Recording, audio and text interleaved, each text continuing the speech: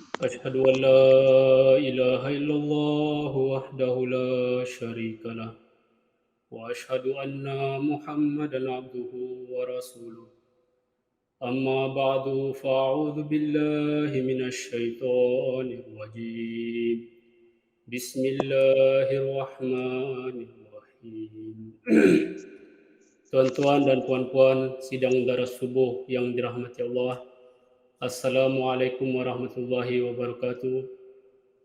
Alhamdulillah, pada hari ini di kesempatan subuh yang mulia ini saya diamanahkan untuk menyampaikan sedikit daras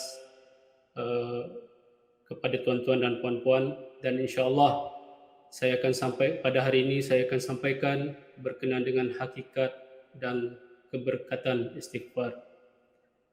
नाज़रीन इकराम, अल्लाह ताला के फ़ज़ल से आज दरस के मौका पर खाकसार को मौका दिया गया है कुछ अर्ज़ करने के लिए, और इंशाअल्लाह ताला इस मौका पर खाकसार आपके साथ इस्तिग़फ़ार की हकीकत और बरक़ात के हवाले से कुछ अर्ज़ करना चाहता है। और ये दरस इंशाअल्लाह मलय और उर्दू ज़ुबान में होगी, तो मैं कोशिश करता हूँ कि जल्द अज़ जल्द इसको ख़त्म कर देता हूँ। InsyaAllah daras ini dalam bahasa Melayu dan bahasa Urdu, kerana pendengar juga ada yang dalam bahasa Urdu, jadi saya usahakan supaya dapat sampaikan daras ini dalam bahasa Melayu dan bahasa Urdu.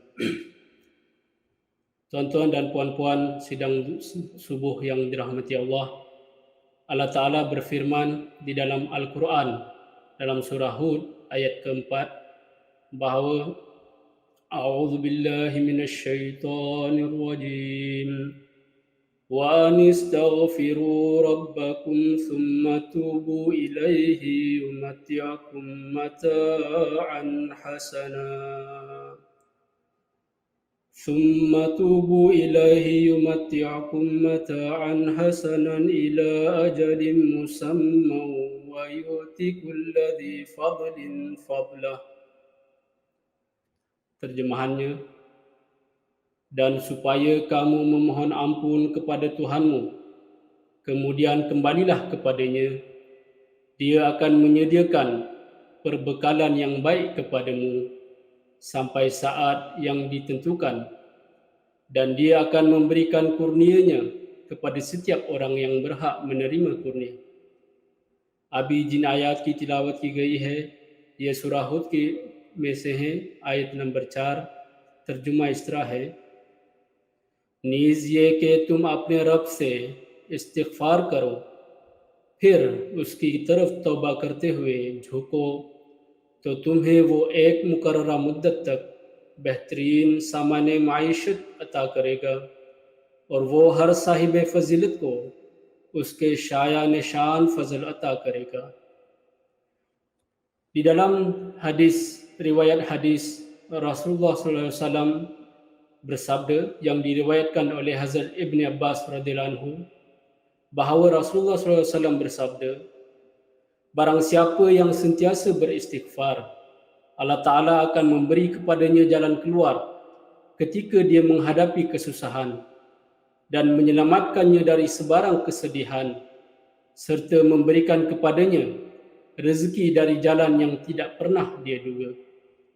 Kemudian di dalam riwayat yang lain, Hazrat Abu Hurairah radhiyallahu anhu meriwayatkan bahawa Rasulullah SAW bersabda, demi Allah, aku beristighfar kepada Allah lebih daripada 7 kali sehari. रिवायत में आता है कि हज़रत इब्न अब्बास रज़ियल्लाहु अन्हु रिवायत करते हैं कि हज़रत सल्लल्लाहु अलैहि वसल्लम ने फरमाया, जो शख्स हम वक्त इस्तिग़फ़ार करता रहता है, अल्लाह ताला हर तंगी के वक्त उसके निकलने के लिए राह पैदा कर देता है और हर गम से निजात देता है, और उसे उस राह से रिज़्क़ अता फरमाता है जिसका वो गुमान भी ना कर सके. और एक रिवायत में है, हज़रत अबू हुरैरा रज़ियल्लाहु अन्हु रिवायत करते हैं कि रसूलुल्लाह सल्लल्लाहु अलैहि वसल्लम फरमाते थे कि बखुदा मैं अल्लाह ताला से दिन में 70 मर्तबा से भी ज़्यादा तौबा इस्तिग़फ़ार करता हूँ. Tuan-tuan dan puan-puan sidang daras subuh yang dimuliakan. Di dalam hadis yang baru kita dengar sebentar tadi, ini menandakan bahawa kita hendaklah sentiasa mengisi masa kita dengan istighfar. Kerana kadang-kala kita tidak tahu kita telah melakukan dosa tanpa kita sedar, ataupun kita sedar bahawa kita melakukan dosa di dalam seharian kita. Dan apabila kita telah melakukan dosa, sesebuah kesalahan ataupun perkara yang dimurkai oleh Tuhan, maka haruslah kita segera beristighfar kepada Allah. Istighfar bukan sahaja kita mengucapkan astagfirullah, astagfirullah, tetapi kita haruslah berusaha supaya dengan hati kita juga, dengan setulus ikhlas kita memohon ampun kepada Allah Ta'ala, bahawa kita memohon supaya Allah Ta'ala mengampunkan dosa kita dan melindungi kita daripada melakukan dosa yang sama di masa hadapan. Di dalam satu petikan saya teringat Hazrat Masih Maud pernah bersabda bahawa istighfar itu bermaksud kita memohon kepada Allah Ta'ala supaya segala akibat buruk daripada perbuatan dosa yang telah kita lakukan sebelum ini, mudah-mudahan kita terselamat daripada akibat buruknya. Dan juga kita memohon kepada Allah Ta'ala perlindungan supaya di masa akan datang kita terhindar daripada mengulangi dosa yang pernah kita lakukan. Dan jangan sampai kita melakukan dosa di masa hadapan. Itulah maksud istighfar menurut Hazrat Masih Maud alaihissalam.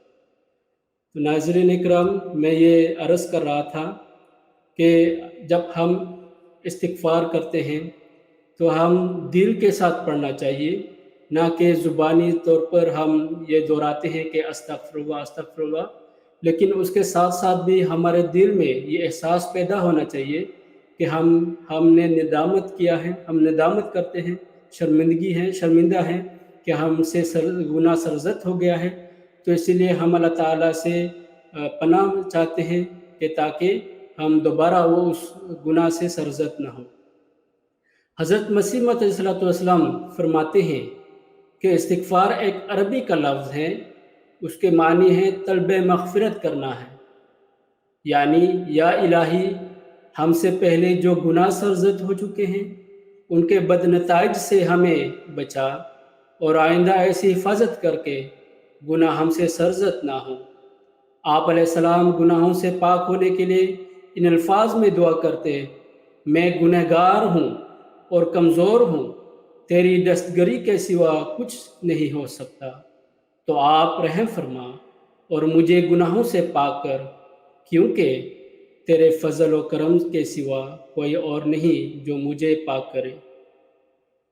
Kemudian Hazrat Masih Maud alaihissalam juga bersabda bahawa hakikat dan makna sebenar istighfar ialah memohon kepada Tuhan supaya jangan sampai kelemahan manusiawi kita kelihatan, dan semoga Allah Ta'ala memberikan kekuatannya di dalam fitrat kita dan meletakkan kita di dalam perlindungan dan pertolongannya. Perkataan istighfar terbit daripada akar kata ghafara yang bermaksud menutupi. Maka maksudnya ialah supaya Allah Ta'ala dengan kekuatannya menutupi kelemahan manusia yang beristighfar. Dan ia juga membawa maksud bahawa dosa yang telah dilakukan, maka tutupilah ia. Tetapi hakikat dan makna yang sebenar ialah Tuhan dengan kekuatannya mengurniakan kekuatan kepadanya dan mengurniakan ilmu kepadanya, serta dengan cahayanya mengurniakan cahaya kepadanya, yakni kepada orang yang beristighfar tersebut. Kemudian di dalam petikan yang lain, dalam menetapkan istighfar sebagai sumber meraih kekuatan rohani, Hazrat Masih Maud alaihissalam bersabda, ahli-ahli sufi ada menulis, Bahawa seperti mana dengan bersenam, sebagai contoh mengangkat peralatan yang berat-berat, tubuh badan akan menjadi lebih kuat. Yakni kita bersenam, angkat berat dan sebagainya, maka ketahanan anggota badan kita juga ataupun jasmani tubuh badan kita akan menjadi lebih kuat. Kekuatan kita akan menjadi lebih dari sebelumnya.